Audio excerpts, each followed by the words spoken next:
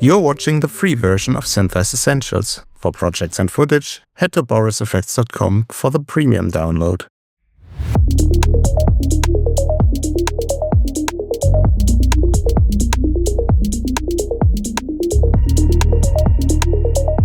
Hello and welcome back to SynthEyes Essentials. In the previous class, we explored the automatic lens distortion calculation and, perhaps most importantly, the lens workflow. In this class, I want to show you how to properly use a lens grid for calculating the distortion, and then of course how to apply this data to different shots. I took this shot with a Lumix GH5 and a 9mm lens. And of course I also took a shot of this lens grid. Later in this class you will see why a lens grid can really help you to streamline your workflow, especially on larger projects where you have to match move multiple shots from the same camera setup. Let's start by bringing in our lens grid. The Lumix GH5 uses a micro four thirds sensor, but unlike my trusted G100, this one records full frame, so our sensor width is 17.3mm. Once the shot is loaded up, let's go to the lens room and change two things. First up, let's give SynthEyes at least an idea on what kind of lens we were using by selecting fixed with estimate and enter 9mm. Why did I not choose known? Well, you might remember from class number 7 that we really can't be sure that the lens was exactly at a focal length of 9mm. So to not force SynthEyes too much into a corner, let's stick with the estimate.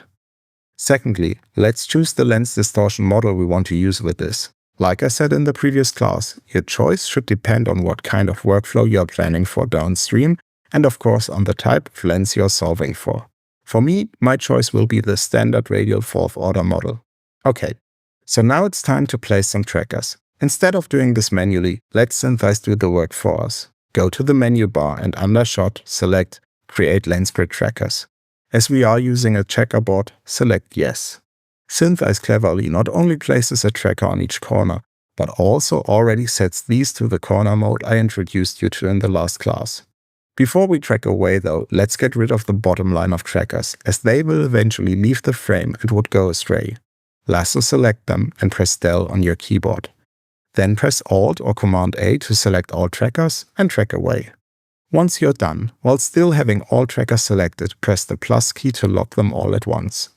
Next up, go to Script, Lens, Grid Calibration Setup. SynthEyes will now give each tracker a name and also align them in 3D space. Furthermore, if we change over to the Coordinates tab, we will see a lot of constraints. We will explore constraints much more in the next class. For now, it is important to understand that SynthEyes has defined a locked position for each tracker. We are now going to position the camera to align with these established locked positions. So we are not performing a classical solve. Change over to the 3D tab and take a look. Right now, our camera is sitting right between those trackers. That is not right. Switch to a quad perspective view, lock the camera to the viewer, and then use the transform controls to just move the camera back until the trackers somewhat align with the grid. If the chisels are too large, you can make them smaller by going to Edit, Edit Scene Settings, and reduce the tracker size. This does not need to be pixel perfect, just close enough to give SynthEyes an idea where the camera was located. Go back to the Advanced Lens Distortion panel and select the coefficients you want to be calculated.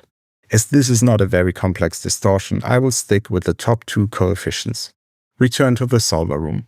The script we ran earlier already set our solve mode to refine. Click Go. When we return to the lens room, we now see the grid being properly distorted, and if we click the More button, we can see the distortion values for the coefficients. Awesome. What we need to do now is save this in a way that we can use this on any other shot.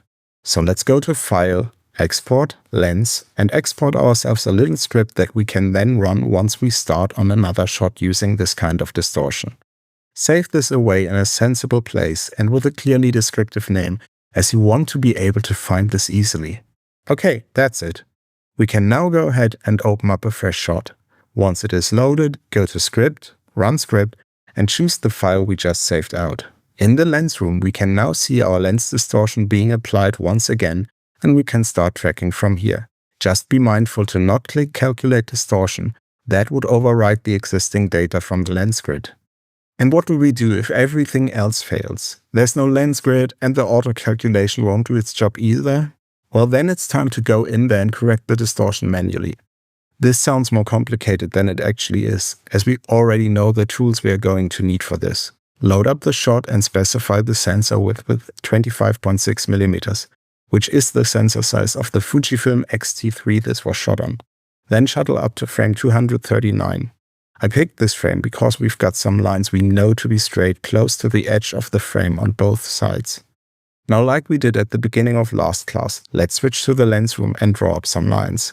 Don't get tempted by the bricks, as they are far too rugged and organic to be a viable reference. But the window frames and pipes, the pavement and the trash can are excellent references for what should be straight in our image. Once you're done, click on the More button and choose the model you want to use. And instead of calculating the distortion, you press your mouse button and slowly drag the mouse left or right to decrease or increase the amount. Best practice is to check the value on multiple lines just to figure out whether you need to use additional coefficients. Right now I'm doing this pretty quickly, but depending on the complexity of the lens you are trying to understand, you should be very diligent with this process. And as always, once you're done, do not check Calculate Distortion or it'll mess up your values. I cannot stress enough how important calculating lens distortion is to the match moving process. There's much more to this than we can cover in an Essentials course.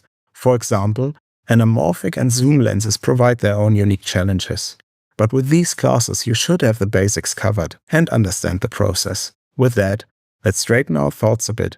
And when you come back, let's take a close look at the coordinate system and at constraints inside of SynthEyes. See you there.